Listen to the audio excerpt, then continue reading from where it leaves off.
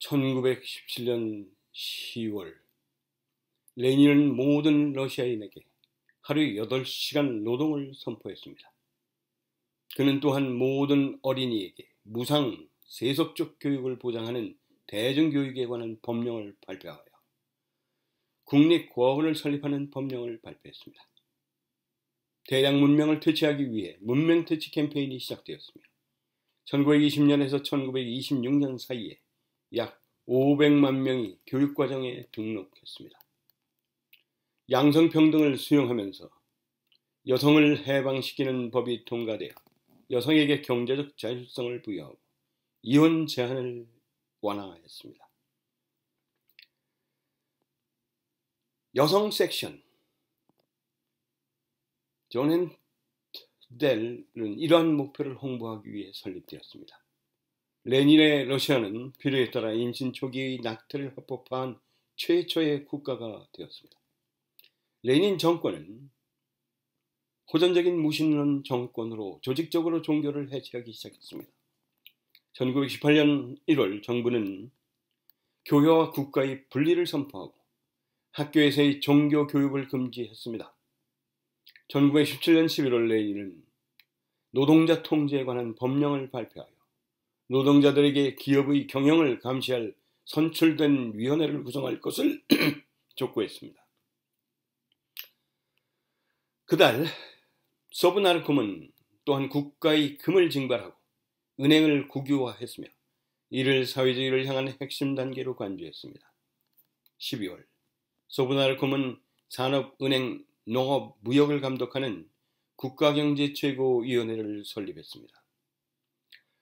공장위원회는 노동조합에 종속되었고 노동조합은 다시 국가경제최고위원회에 종속되어 지역 노동자들의 이익보다 국가의 중앙경제계획을 우선시했습니다. 1918년 초 인민위원평의회 이 소브나르콤은 모든 위치를 탕감하고 이자 지급을 거부했습니다. 1928년 4월에는 대외무역을 국유화하여 수출입에 대한 국가 독점권을 확립했습니다. 1928년 6월에는 공익사업, 철도, 엔지니어링, 섬유, 야금, 광업 등을 국유화했지만 명목상으로만 국유한 경우가 많았습니다.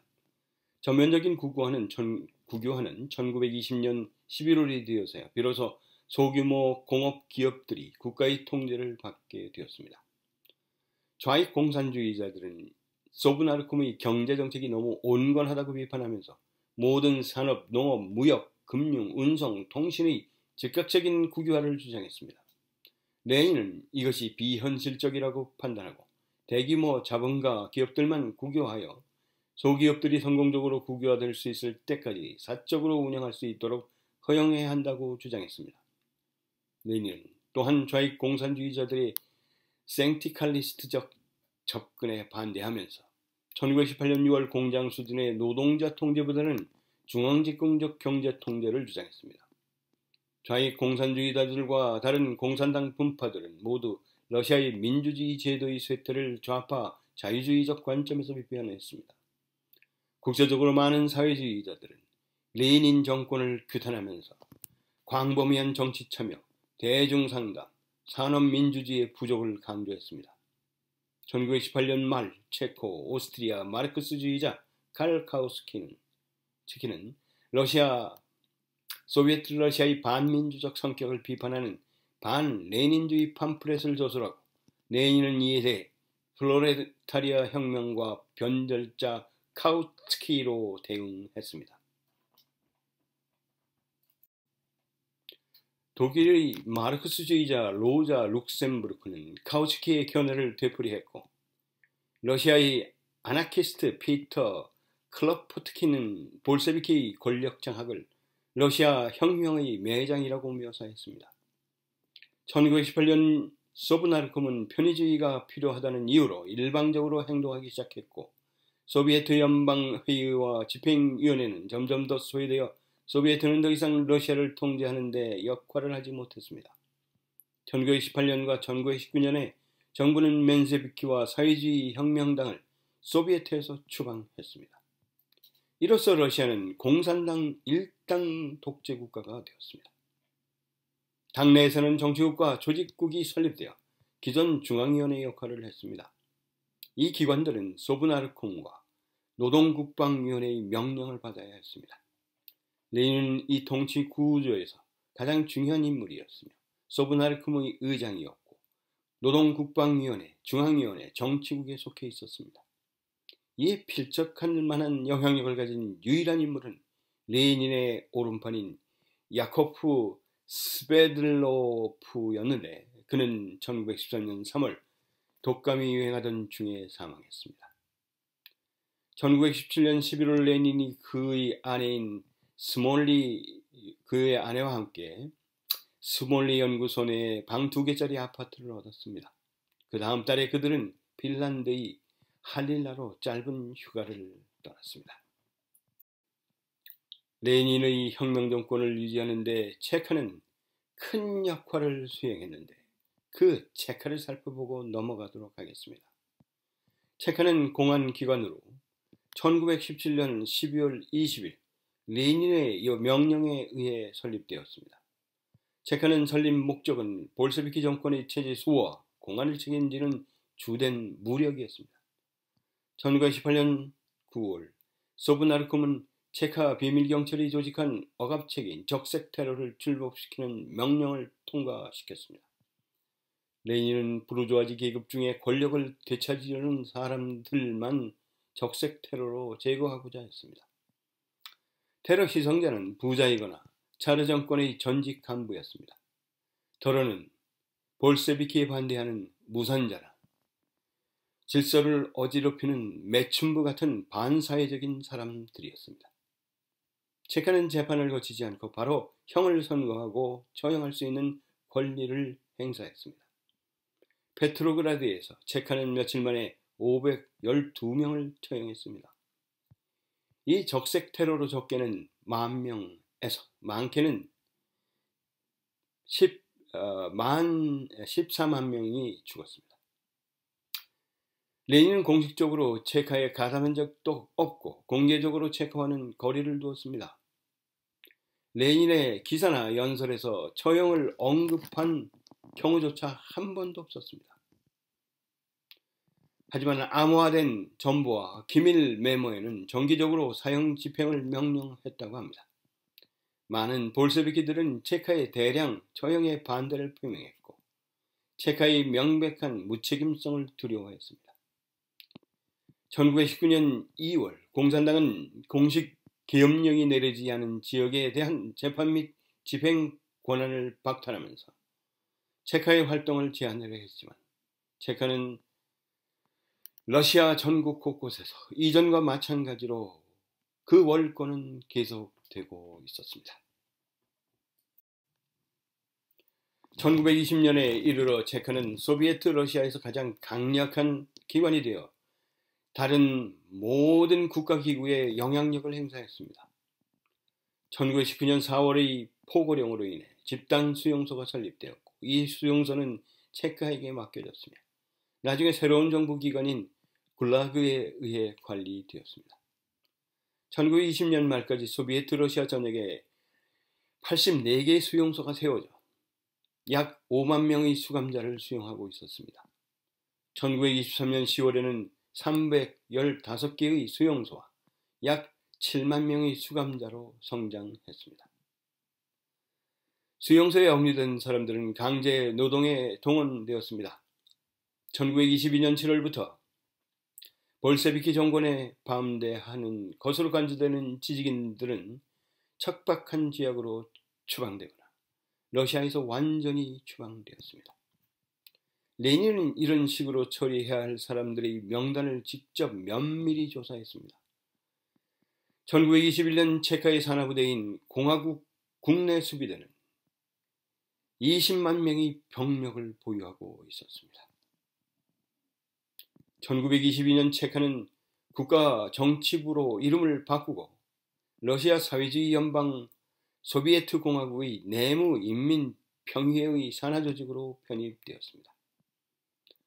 1922년 5월 레닌은 반볼셰비키 사제들의 처형을 요구하는 포고령을 발표하고 이로 인해 14,000명에서 2만 명의 사제들이 사망했습니다. 러시아 정교회가 가장 큰 영향을 받았습니다. 정부의 반종교 정책은 로마 카톨릭과 프로테스탄트 교회, 유대교 회당, 이슬람 사원에도 그 해를 끼쳤습니다. 러시아 볼셰비키 혁명으로 발생한 러시아 내전도 살펴보고 넘어가도록 하겠습니다. 레닌은 러시아의 귀족과 부르주아지가 자신에 반대할 것으로 예상했지만 볼셰비키의 수적 우위와 조직력이 결합되어 신속히 승리할 것이라 믿었습니다. 하지만 격렬한 반대로 인해 1917년부터 1923년까지 러시아 내전이 일어나 트로츠키가 지휘하는 볼셰비키 적군과 반볼셰비키 백군이 싸워 적군이 승리를 거두었습니다. 이 러시아 내전에는 또한 혁명가와 반혁명 분자, 다른 혁명 분파들 간의 갈등, 민족 간의 충돌과 구제국 전역의 반볼셰비키 농민 및 좌익 봉기가 포함되었습니다. 백군은 주로 1918년에 차르 체제 출신 장군들과 귀족 세력들로 형성되었습니다. 백군은 3만 5천 명의 체코 군단의 지지를 얻었습니다. 브레스트 리토프스크 조약에 분노하고 볼셰비키의 세계혁명 요구를 두려워한 서부 열강 세력들 역시 백군을 지원했습니다. 1928년 영국, 프랑스, 미국, 캐나다, 이탈리아, 세르비아는 무르만스크와 간달락시아에 10,000명의 병력을 상륙시켰고 영국군, 미군, 일본군은 블라디보스토크에 상륙했습니다. 서방 군대는 곧 철수하고 물질적 지원만 제공했지만 일본 군대는 영토 획득을 위해 남아 있었습니다. 레닌은 트로츠키에게 붉은 군대를 결성하라는 임무를 부여했고 트로츠키는 1918년 9월에 혁명군사위원회를 조직하고 1925년까지 의장직을 수행했습니다. 레닌은 전직 차르 장교들이 군사위원회의 감시를 받는 붉은 군대에서 복무할 수 있도록 허용했습니다. 적군은 모스크바, 페트르그라드, 러시아 대부분을 장악한 반면에 백군은 분열되어 지리적으로 주변부에 흩어져 있었습니다.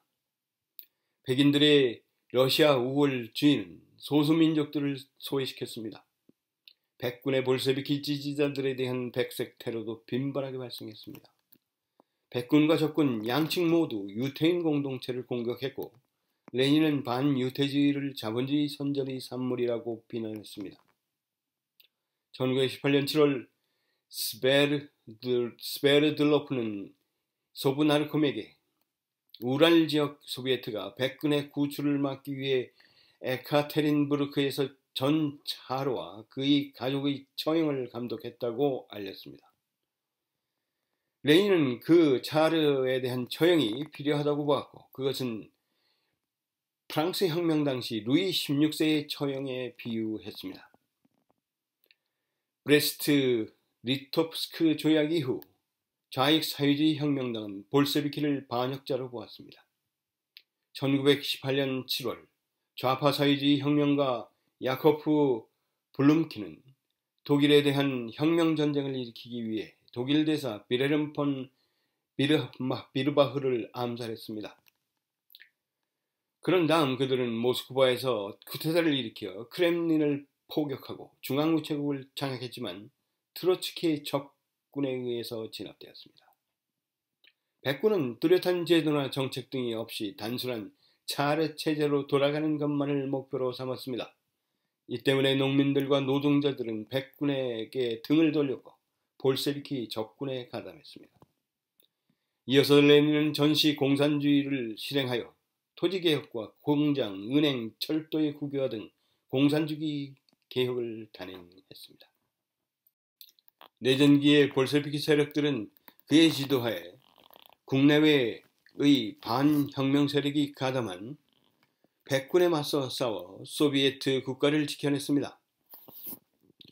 노동자와 공산주의자가 처음으로 징집됐고 내전 기간 내내 이들은 전투부대에서 높은 비율을 차지했습니다. 그러나 내전이 끝날 무렵에 붉은 군대는 주로 농민 징집병으로 이루어진 500만이 넘는 병력의 거대 기구로 발전했습니다. 붉은 군대는 민간 행정의 붕괴로 생긴 빈자리를 상당한 정도로 메꿔야만 했습니다. 1919년 백군은 퇴각하기 시작했고 1920년에는 모든 전선에서 백군이 패배했습니다. 러시아 영토는 비러시아 민족 국가가 독립을 추구함에 따라 축소되었습니다. 1921년 3월 폴란드 소련 전쟁 중에 리가 평화조약은 벨라루스와 우크라이나의 분쟁 지역을 폴란드와 소비에트 러시아로 분할했습니다. 소비에트 러시아는 신생 독립국가들을 재정복하는 것을 목표로 삼았지만 제한적인 성공을 거뒀습니다. 에스토니아, 핀란드, 라트비아, 리투아니아는 소련의 침공을 격퇴했고 우크라이나, 폴란드, 소련 전쟁의 결과로 벨라루스, 아르메니아, 아제르바이잔, 조지아는 붉은 군대에 의해 점령되었습니다.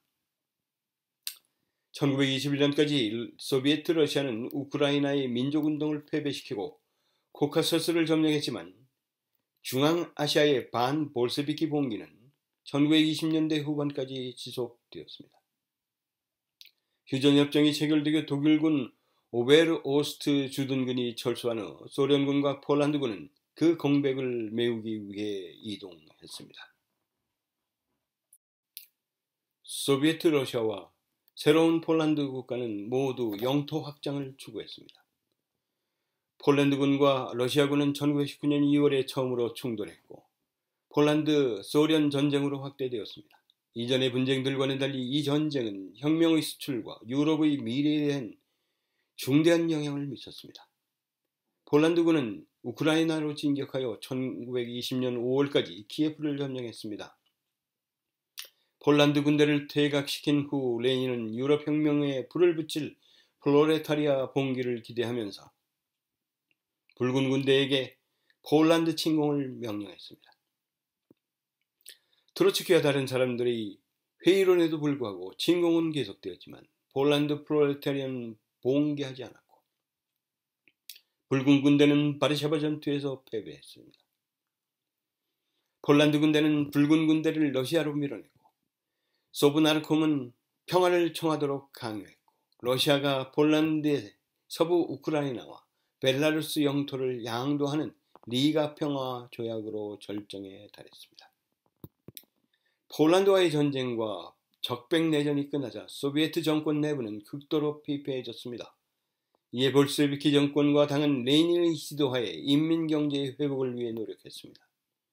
1920년 1월 레닌은 16세에서 50세 사이의 모든 시민이 노동에 종사하도록 보장하는 보편적 노동직명제를 도입했습니다.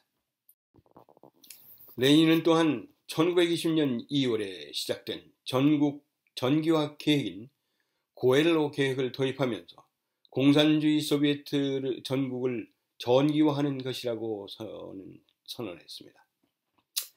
대무역을 통해 러시아 경제를 발전시키기 위해 소브나르콤은 제노바 회의에 대표단을 파견했습니다. 레닌은 참석하기를 희망했으나 건강 악화로 참석하지 못했습니다. 이 회담은 러시아와 독일과의 협정을 이끌어냈고 이는 영국과의 이전 무역 협정에 이은 것이었습니다. 레닌은 미국 기업들이 러시아에 투자하는 것을 허용함으로써 소브나르콤이 자본주의 국가들 사이의 경쟁을 악화시키고 그들의 몰락을 재촉할 것이라고 기대했습니다. 그는 감차카의 유전을 미국 기업에 임대하여 감차카를 제국으로 원했던 미국과 일본 사이의 긴장을 고조시키려고 했습니다. 1920년과 1921년 징발에 대한 지역 주민들의 반대는 러시아 전역에서 반볼셰비키 농민 봉기를 일으켰으나 결국 적군에 의해 진압되었습니다. 가장 중요한 것 중 하나는 붉은 군대에 의해 진압된 탐포프 반란이었습니다. 1921년 2월 페트로그라드에서 노동자들이 파업을 벌였고 그 결과 정부는 페트로그라드에 계엄령을 선포하고 시위를 진압하기 위해 붉은 군대를 투입했습니다. 3월 크론슈타트의 수병들이 볼셰비키 정부에 대항하여 반란을 일으켰습니다.